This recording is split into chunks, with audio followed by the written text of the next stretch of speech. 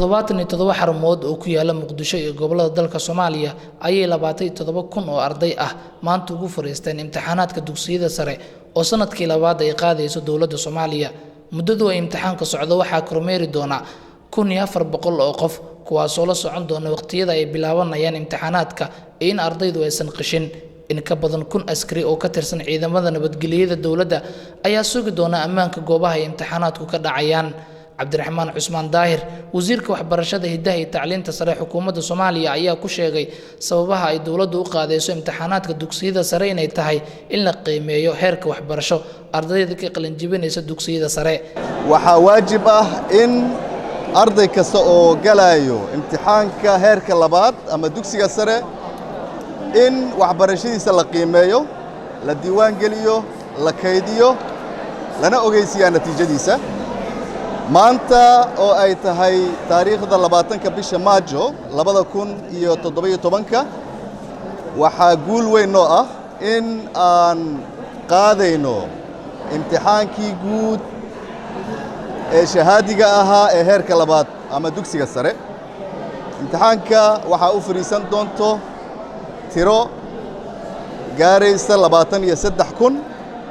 waxaa lagu geli doonaa 77 xarumood oo dalko idil ah laga soo bilaabo Gaalkacyo ilaa Kismaayo.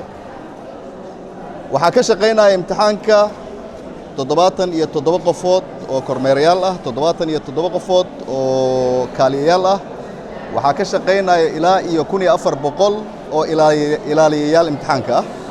sidoo kale waxaa ka shaqeynaya imtixaanka dad gaaraya 1,000 qofood oo ilaalinaya amniga iyo dad ka tirsan wasaaradda waxbarashada oo imtixaanka howlihiisa.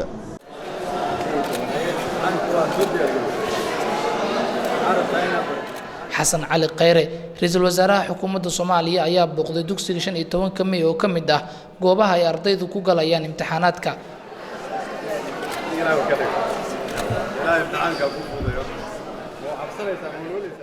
Khayre isagoo ay weheliyaan xubno ka mid ah golaha wasiirada waxa uu daahfuray imtixaanaadka dugsiyada sare oo maalmahan socon doona. waxaa muuqanayay ra'iisul wasaare Khayre iyo wasiirka waxbarashada oo mid ardayda ugu qaybinayay warqadaha imtixaanaadka. Xasan Cali Khayre waxa uu guul u rajeeyay dhammaanba ardayda maanta u fariisatay imtixaanaadka dugsiyada sare isagoo ay sheegay in xukuumaddiisu ay ku dadaali doonto tayeynta waxbarashada dalka.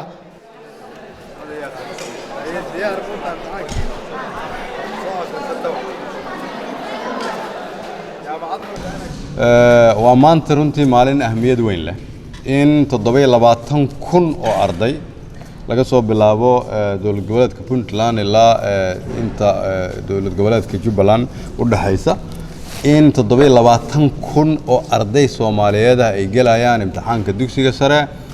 waa tilmaan muujinaysa in dalkeenu uu leeyahay rajo wanaagsan in arday Soomaaliyeed oo insha Allah kulligood ama intooda badan ay mustaqbalka jaamacada gali doonaan, xirfado kala duwan baran doonaan, noqon doonaan dhalinyaradii mustaqbalka dalkan hogaami lahayd inay u fadhiyaan imtixaanka. aad ayaan ugu faraxsanahay. waxbarashadu waa sida kaliya oo aan uga bixi karno dhibaatada dalkan ku soo habsatay. dhalinyarada oo ah 70% shacabka Soomaaliyeed, macnaheedu waxay tahay haddii 70% shacabka Soomaaliyeed ay dhalinyaro tahay, wadankani fursad badan ayuu leeyahay.